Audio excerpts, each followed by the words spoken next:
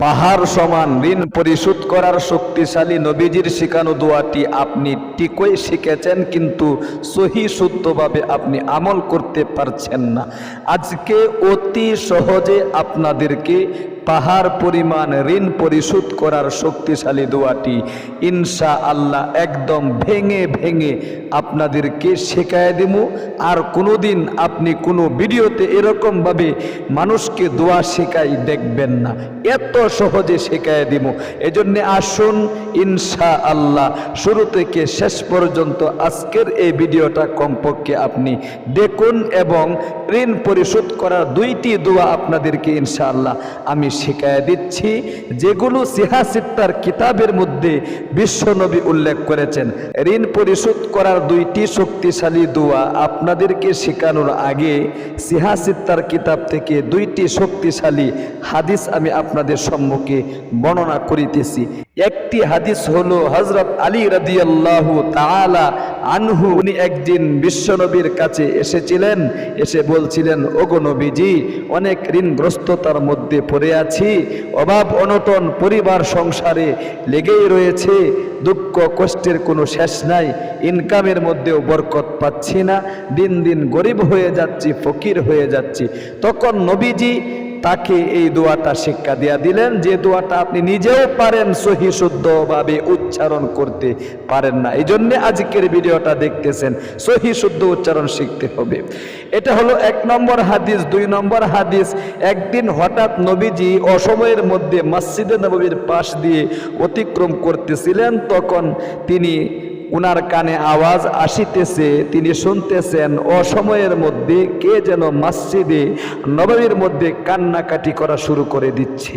বলতেছে, গো আল্লাহ, অনেক ঋণগ্রস্ততার মধ্যে পড়ে আছি, অনেক হতাশার মধ্যে পড়ে আছি, আহারে অনেক দিন ধরে ইনকাম করছি, বরকত পাচ্ছি না, ঠিকই আমার পরিবার সংসার থেকে অভাব দূরীভূত হচ্ছে না, সুতরাং আমল ঠিকই করছি কিন্তু কোনো অবস্থাতেই কাজ হচ্ছে না।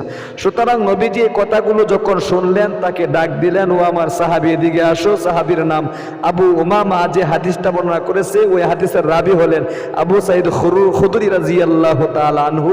আবু দাউদ শরীফের হাদিস, আরো বিভিন্ন সিহাসিত্তার কিতাবে উল্লেখ করা হয়েছে। এবং ঋণ পরিশোধ করার দোয়াটিও কিন্তু মুসলিম শরীফ সহ আবু দাউদ শরীফের বিভিন্ন সিহাসিত্তার কিতাব তিরমিজি শরীফের মধ্যেও উল্লেখ করা হয়েছে। এই দুইটা দোয়ার ব্যাপারে এই দুইটা হাদিস এই সিহাসিত্তার কিতাবের মধ্যে আপনি একদম সহিহ সনদে উল্লেখ করা হয়েছে। নবীজি ডাকলেন আবু উমামা রাদিয়াল্লাহু তাআলা আনহুকে। তখন তিনি বললেন, ওরে আবু উমামা, তোমার কি হয়েছে? আবু উমামা রাদিয়াল্লাহু তাআলা আনহু তিনি বলতেছেন, ওগো নবীজি, অনেক ঋণ, পাহাড় পরিমাণ ঋণ হয়ে গিয়েছে, ঋণ পরিশোধ করতে পারতেছি না।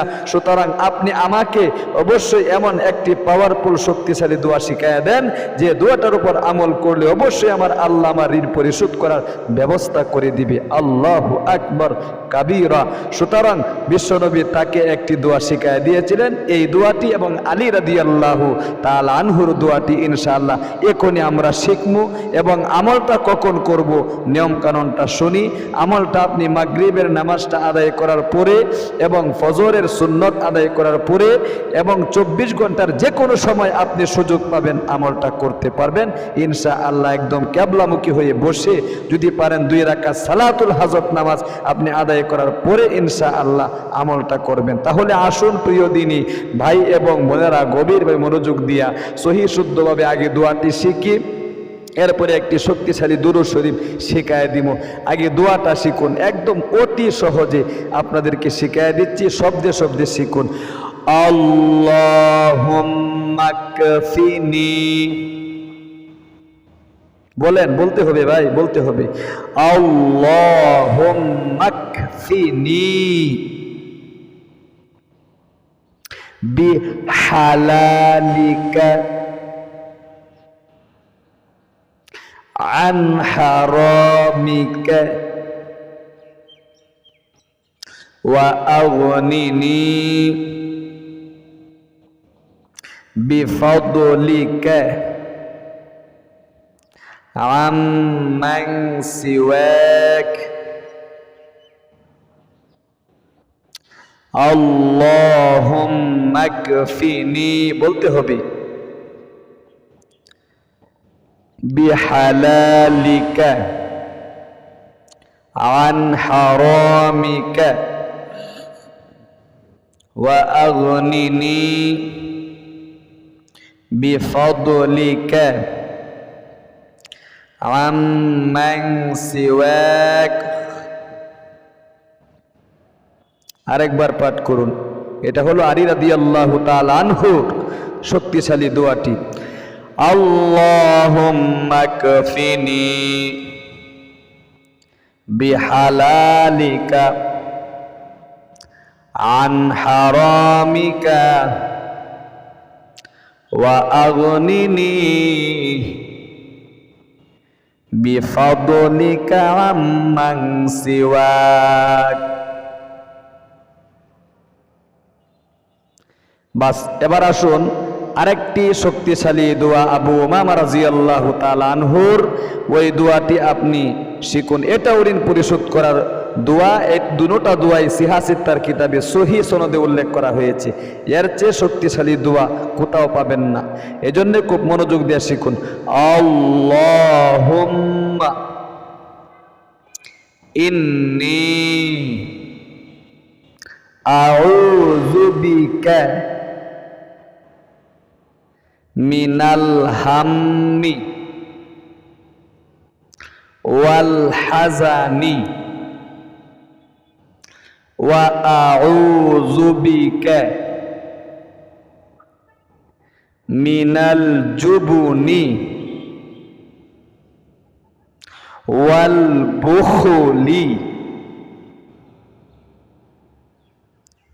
ওয়া আউযু বিকা মিন গালাবাতিদ দাইনি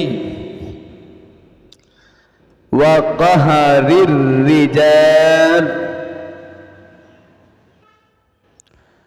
আল্লাহুম্মা, বলেন আল্লাহুম্মা ইন্নী আউযু বিকা মিনাল হাম্মি ওয়াল হাজানি ওয়া আউযু বিকা মিনাল জুবনি ওয়াল বুখলি ওয়া আউযু বিকা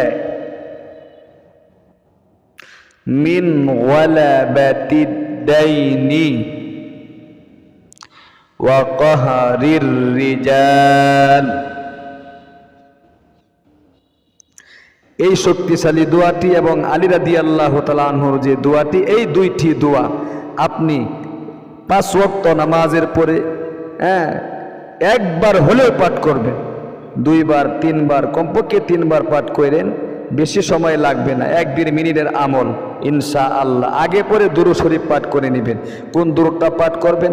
অনেক দুরূদ ছোট ছোট আছে, সাল্লাল্লাহু আলাইহি ওয়াসাল্লাম 11 বার পাঠ করে এরপরে এই শক্তিশালী দোয়াটি আপনি যতবার পারেন, 2টা দোয়া শিখাই দিলাম, আপনি পাঠ করবেন। অথবা জাযাল্লাহু আন্না মুহাম্মাদাম মা হুয়া আহলুহু, এই দুরূদটাও পাঠ করতে পারেন। অথবা আল্লাহুম্মা সাল্লি ওয়া সাল্লিম আলা নাবিয়িনা মুহাম্মাদ, এটাও পাঠ করতে পারেন। অথবা নামাজের দুরূদ সকলের মুখস্থ আছে, এটাও পাঠ করতে পারেন। যদি আপনি বসা অবস্থায় 5 ওয়াক্ত নামাজের পরে আমলটা করেন, ইনশাআল্লাহ আপনি সংক্ষিপ্ত মুনাজাত করে ঋণগ্রস্ততার কথা আল্লাহ তাআলার কাছে বলবেন। আল্লাহ গো, অনেক ঋণগ্রস্ততার মধ্যে পড়ে গিয়েছি, পাহাড় পরিমাণ ঋণ, পরিবার সংসারে অভাব অনটন, দুঃখ কষ্টের কোনো শেষ নাই, হতাশা চতুর্দিক থেকে একটার পর একটা আসতেই থাকে, কামাই রোজগারে শুধু অবরকত হচ্ছে, দিন দিন ফকির হয়ে যাচ্ছি, গরিব হয়ে যাচ্ছি, দরিদ্রতা আস্তে আস্তে এমনভাবে গ্রাস করে নিচ্ছে, পরিবার সংসার নিয়ে আমি দুর্বল হয়ে পড়ে গিয়েছি।